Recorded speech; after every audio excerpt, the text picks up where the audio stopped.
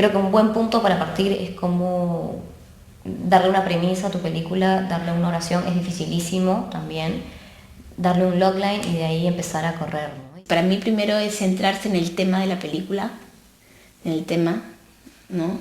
No irse por las ramas. Que estén claros los personajes, que esté clara la estructura y la línea de narración, cómo empieza, qué sucede, cuáles son los problemas. ¿Cuál era su punto central? ¿Cuál era su objetivo? ¿Qué se propone con la película? El error más común es que tratas de poner todo en la película, ¿no?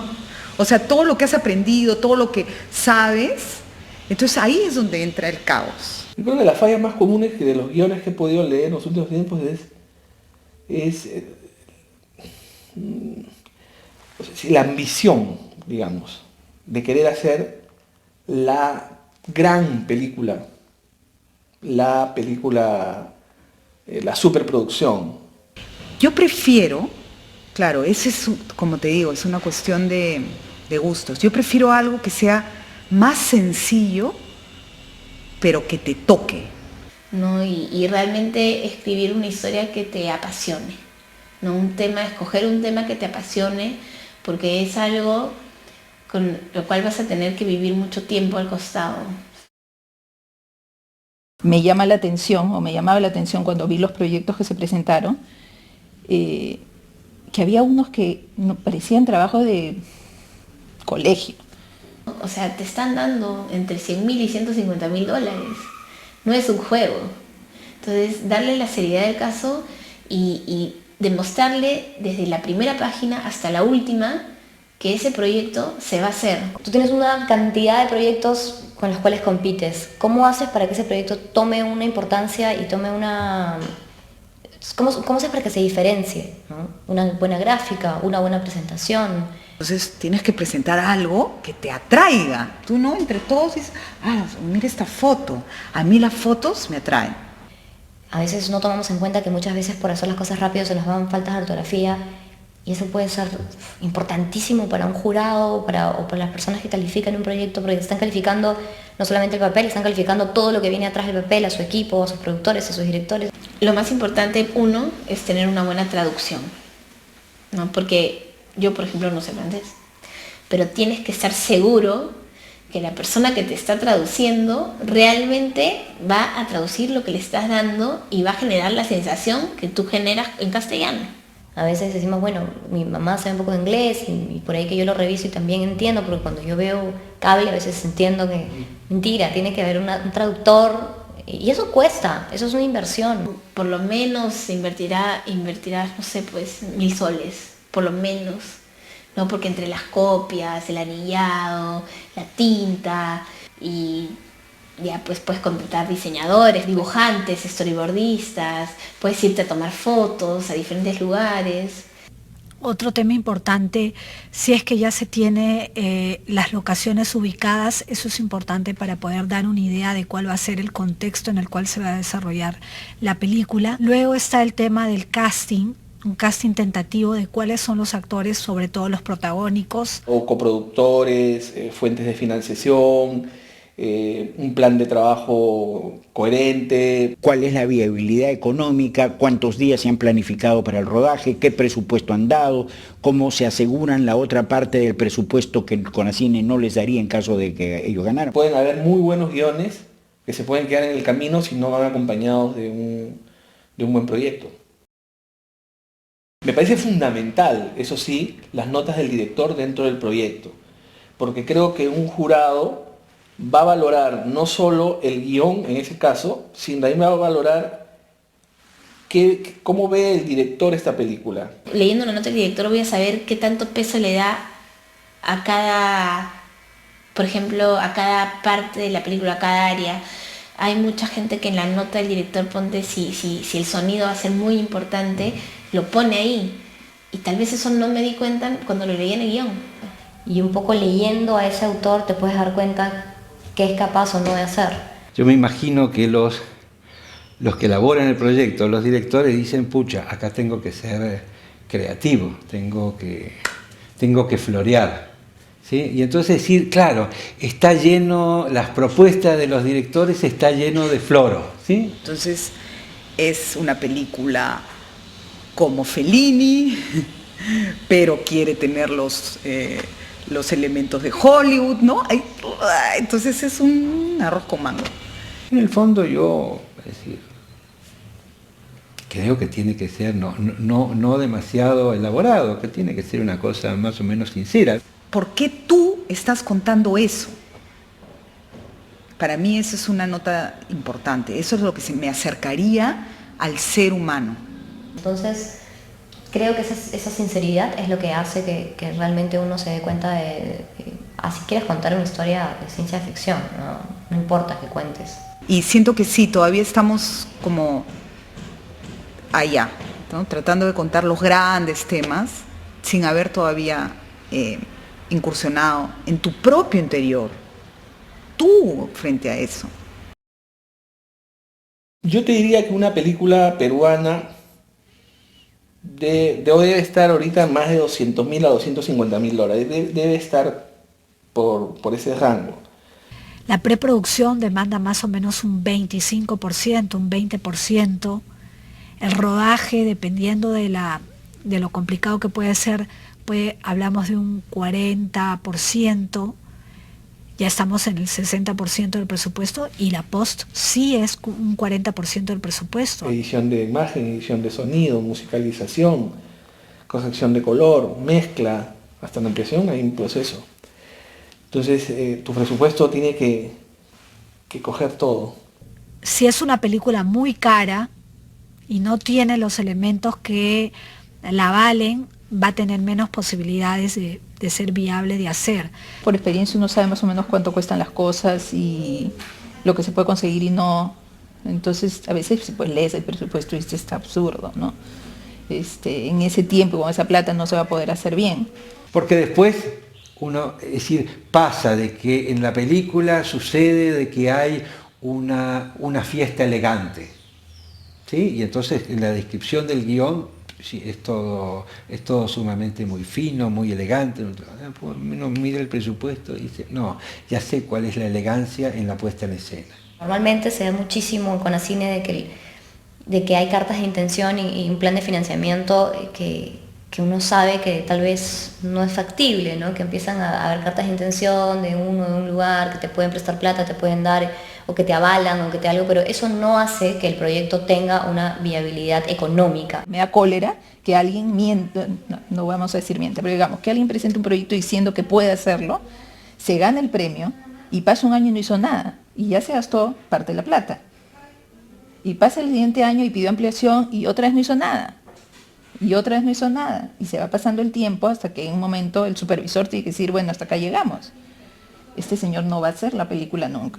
Esa plata ya no regresa con Conacine. Se pierde. En esa medida me parece que quien ganó Ibermedia o quien ganó, es decir, otra plata del otro lado, uno dice, bueno, es decir, la parte económica la tiene asegurada. Entonces, bueno, eso me da cierta tranquilidad de que ya puedo premiar esta película. Yo creo que en el Perú debemos partir por guiones, digamos, por proyectos realistas. Para que sea viable tiene que ser realista. Yo no puedo hacer una película o plantearme un proyecto de 3 millones de dólares porque no los voy a conseguir. Claro, tampoco digo yo que todo sea en función de la plata, ¿no? Pero hacer un equilibrio, pienso, ¿no? Y ahí es donde yo veo que hay obstáculos que el mismo creador se pone. Bueno, es decir, la idea del pitching en el fondo es complementar o decir algo distinto a lo que tú no leíste en el proyecto. Tú puedes soportar eso con un video, con un reel, con un corte de escenas. Hubo un pitching que solo se defendió por imágenes, eso me molestó, ¿no? Porque finalmente no se trata de esconderte detrás de la imagen, de no hablar y dejar que la imagen hable, sino de que la imagen apoye tu discurso. Si son tajantes con el tiempo, practicar.